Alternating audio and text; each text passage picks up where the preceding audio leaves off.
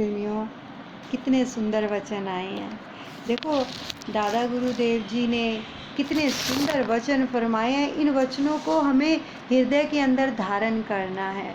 देखो, सत्संग तो हम सुनते हैं, हर जगह सुनते हैं, लेकिन क्या सत्संग को सुनकर आज तक हमारा जीवन बदला या नहीं बदला?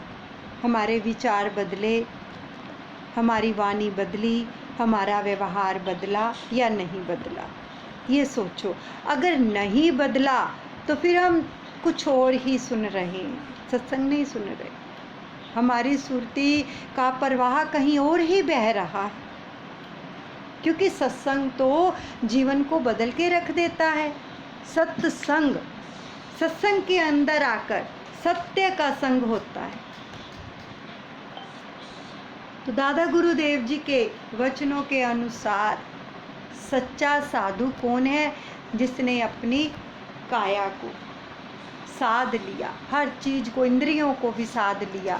दादा गुरुदेव जी कितने सुंदर वचन फरमा रहे हैं नंगली निवासी भगवान से कि तब तक तप नहीं छोड़ना, करते ही रहना, अन्न जल की भी आवश्यकता ना पड़े। यहाँ तक कि उन्होंने वचन फरमा दिए कि आप इतना तप करना कि आपको हवा की भी जरूरत ना पड़े। देखो, जिसको हवा के बिना जो रह जाए, हवा से तो हम श्वास लेते हैं, अगर वायु ना होगी तो हम क्या होगा? हमारे प्राण निकल जाएंगे। लेकिन दादा गुरुदेव जी ने कितनी शक्ति दी नंगली निवासी भगवान को, कितनी रहमत की उनके ऊपर, जो ऐसे वचन फरमा दिए कि तब तक कि वायु की भी जरूरत ना पड़े, तब तक तप करते रहना। कितनी अपार कृपा है, कितने दयालु हैं। और उनको तप करने के लिए किस लिए भेजा? संपूर्ण विश्व के कल्याण के लिए, परोपकार के लिए। क्योंकि जो महापुरुषों का जीवन होता है वो परोपकार के लिए ही होता है। आज तक जितने भी महापुरुष इस धरा पर अवतरित हुए हैं, आप देखो, वो जीव कल्याण के लिए ही आते हैं, अपने लिए नहीं, केवल जीवों के कल्याण के लिए आते हैं। तो क्या हम उनसे सीख लेते हैं? वो तो जीव कल्याण के लिए आते हैं। हम तो अपने घर के में जो रह रहे हैं, अपने सदस्य रह रहे होते हैं, उनके साथ ऐसा बर्ताव नहीं करते हैं कि उनका उपकार कर सके, उन पर दया कर सके। आज कितनी नेगेटिविटी फैल चुकी है, कितनी नेगेटिविटी फैल चुकी है, कितना क्रोध बढ़ चुका है। तो क्या वाकया में सच अपने आप अंदर बैठ के सोचो, क्या वाकया में ही हम सत्संग सुनते हैं? हम सत्संग से जुड़े हैं, वहाँ चले गए, हर जगह चले गए, तीर्थ स्थानों पर चले गए, लेकिन क्या हमने वहाँ पर जाने से हमारा जीवन बदला? हम बदले? अगर नहीं बदले तो फिर क्या फ़ायदा? सच बताओ। ये दादा गुरुदेव जी के वचन आ रहे हैं कि एक साधु को कैसा होना चाहिए। और साधु से, उस सन्यासी से हमें भी शिक्षा मिलती है कि जो काया और माया को जीत ले, अपनी इंद्रियों को जीत ले, तो हमने क्या किया? हमने तो अपना स्वभाव ही चेंज नहीं किया। कितना गुस्सा आता है, कितना क्रोध आता है अगर हमें कोई कुछ कह देता है, हम तो बर्दाश्त ही नहीं कर पाते हैं। तो सच बताओ, फिर सिमरन क्या किया हमने, सत्संग क्या सुना? इसलिए प्रेमियों, अपने आप को हमें चेंज करना है, बदलना है, तभी ही उस परम पिता परमात्मा की कृपा हमारे ऊपर उतरेगी। देखो, ये जो प्रार्थनाएं करवाई जाती हैं, किस लिए करवाई जाती हैं? प्रार्थना कौन करता है किसी के लिए? दुआएं कौन करता है? जिसके दिल के अंदर दया होगी वो ही करेगा, दूसरा तो नहीं करेगा ना। दूसरा कहेगा हम क्यों करें? इसलिए सतगुरु फरमाते हैं, अगर वो भगवान, वो ईश्वर, वो परम पिता परमात्मा फरमाते हैं कि अगर तुझको मुझसे दया चाहिए तो मेरे जीवों पर भी दया करनी सीख। दया कैसे होगी? जब किसी को देखकर हमारे दिल के अंदर, हमारा दिल पिघलेगा, द्रवित हो जाएगा किसी के दुख को देखकर, किसी को विपदा में देखकर हमारे दिल से दुआ निकलेगी उसके लिए, हमारा हृदय पसीज जाएगा। तभी हमारे मन में दया आएगी, तभी वो ईश्वर दया करेगा। ऐसे उसका प्रेम नहीं मिलता है। संतों के अंदर कितनी दया होती है।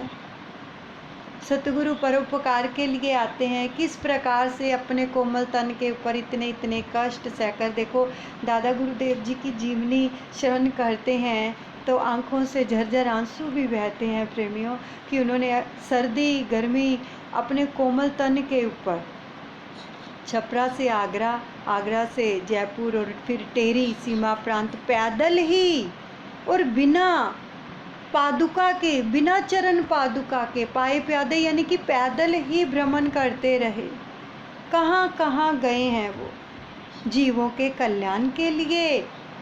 कितने कष्ट सहे हैं, क्या लेना है उन्होंने हमसे, लेकिन उनको तरस आता है जब जीव दुखी होते हैं इस काल और माया की घोर जो तपस्या से तप रहे हैं, उनको ठंडक पहुंचाने के लिए ही दादा गुरुदेव महाराज जी ने इतना परोपकार किया। नंगली निवासी भगवान से 13 वर्ष तप करवाया, किसके लिए, हम जीवों के लिए। आज उनकी कमाइयाँ खा रहे हैं हम, तो बहुत ही सौभाग्यशाली हैं हम प्रेमियों कि दादा गुरुदेव जी के आशीर्वाद से हमें जो है आगरा की तपोभूमि में जाने का सौभाग्य प्राप्त हुआ। श्री दर्शनों का बहुत कृपा बरस रही।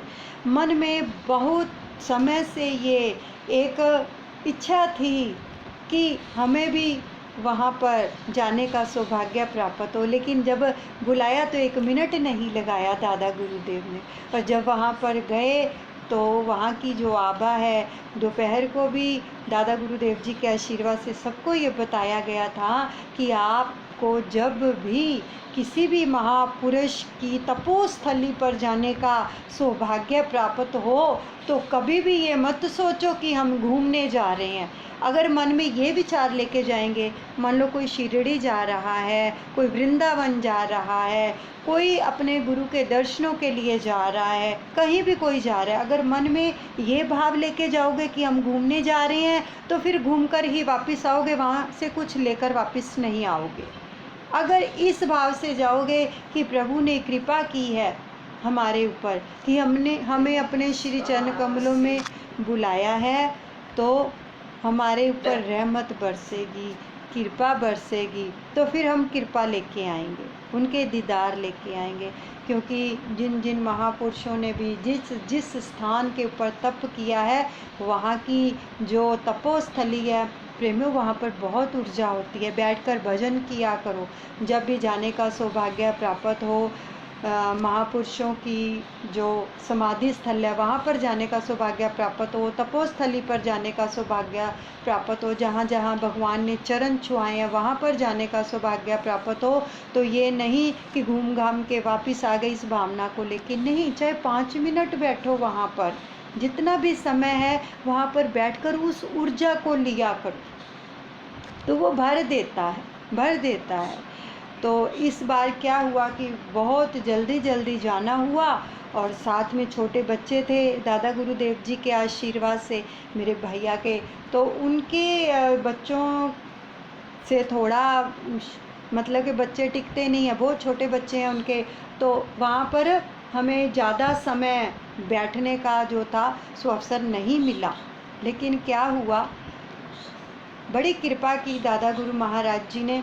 जब हम वापस आ रहे थे वहाँ पर भी समय तो सबको दिया गया था कि इस समय दर्शन करवाएंगे, लेकिन क्या हुआ था कि समय के अभाव से हम बहुत लेट पहुँचे थे, और क्या हुआ कि दर्शन तो हुए लेकिन लेट हुए।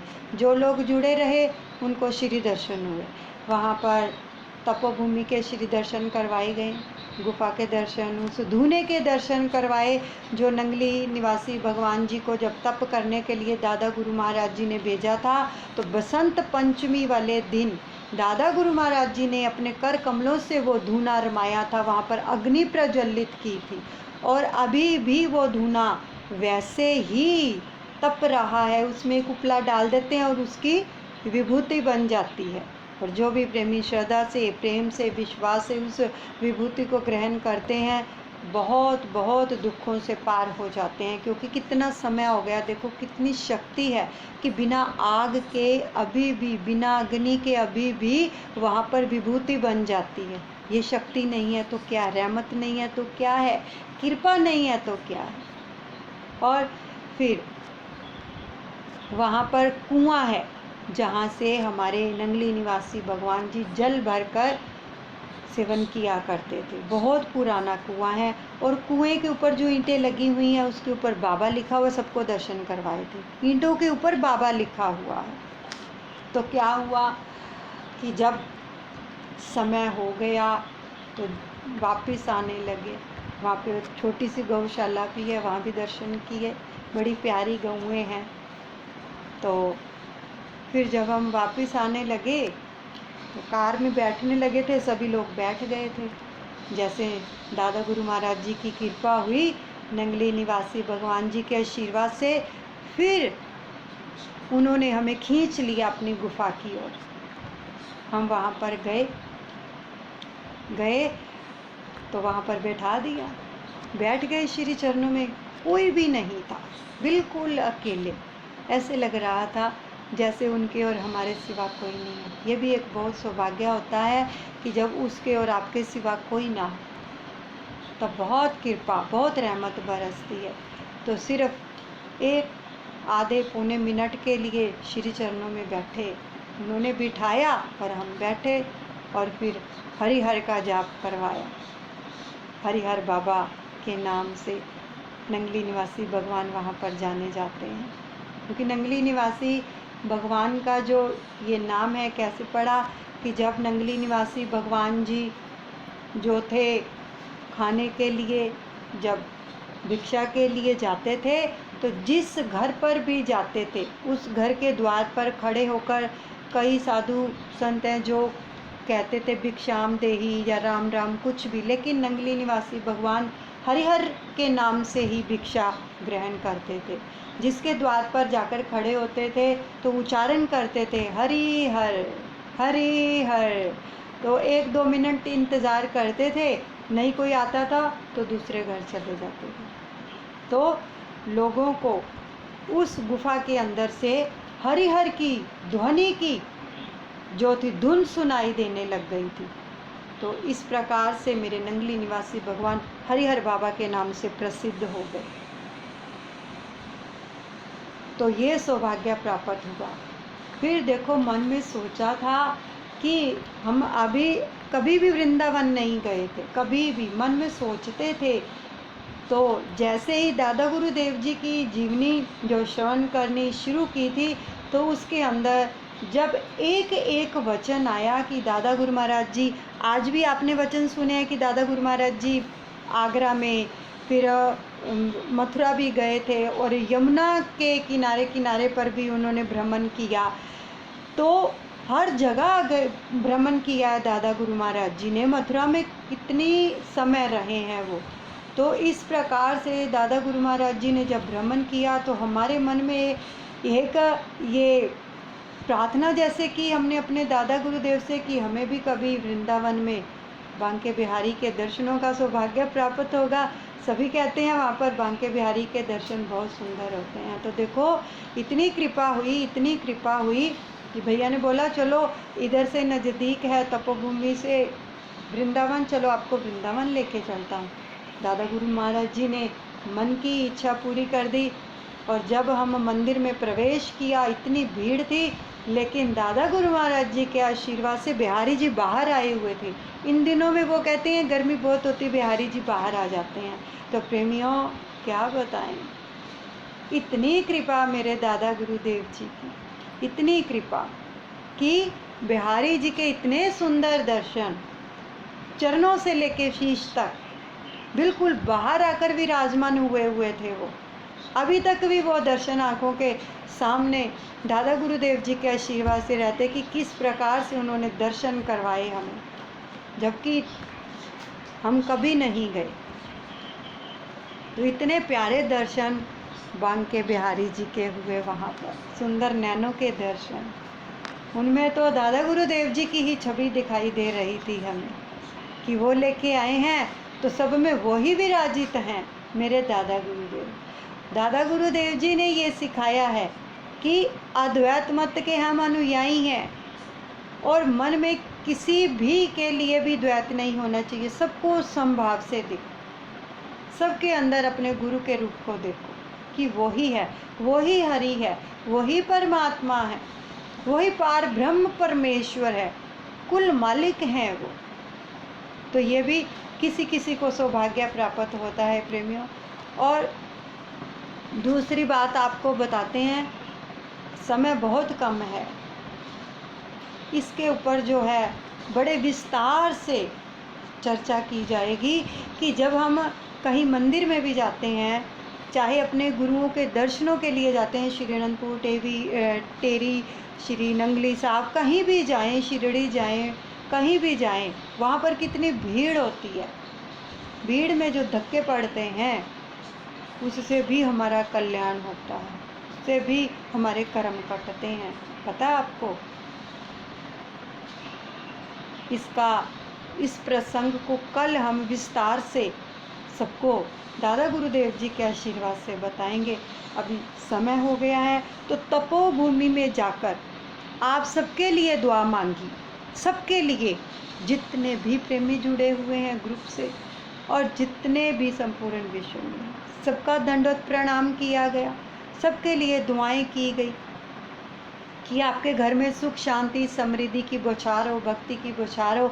इसी प्रकार आप सभी भक्ति से जुड़े रहें और दादा गुरुदेव जी का आशीर्वाद सबको मिलता रहे। और आप सबके लिए फिर से दादा गुरुदेव से प्रार्थना करते हैं कि एक बार फिर हमें मौका दे, क्योंकि हमारी तसल्ली नहीं हुई जाती, कि आप सबके लिए सेवा में हम फिर हाजिर हों, वहाँ जाकर जाप करें सबके साथ और दादा गुरु महाराज जी के आशीर्वाद से नंगली निवासी भगवान के श्री चरणों में बैठें, वहाँ से विभूति लेके आए हैं। और जिन गुरुमुखों को भी चाहिए वो व्हाट्सएप करते हैं, सबको पहुँचा दी जाएगी। जो नहीं जा सकते हैं वहाँ पर, जो बुजुर्ग लोग हैं, जो अभी तक गए नहीं हैं, ये सब सेवा उन तक पहुँचेगी दादा गुरु महाराज जी के आशीर्वाद से। प्रेमियों देखो, भगवान तभी खुश होते हैं अगर हम थोड़ी सी भी उसके बनाए हुए बंदों की खिदमत करते हैं, क्योंकि वो खुद खिदमत करता है अपने बंदों की। तो हमारा जन्म किस लिए हुआ है? हमें भी अपने सतगुरु के नक्शे कदम पर चलना चाहिए। सत्संग सुनने का लाभ तभी है जब हमने अपने जीवन को ढाल लिया है, मन को नीवा कर लिया है, विनम्र हो गए हैं, मन के अंदर क्रोध नहीं आता है, तभी ही हमारा जीवन सफल हो पाता है। तो इसलिए सभी प्रेमियों को दादा गुरु महाराज जी का आशीर्वाद प्राप्त हो और इसी प्रकार सभी जुड़े रहें। बोलो जयकारा बोल मेरे श्री गुरु महाराज की जय।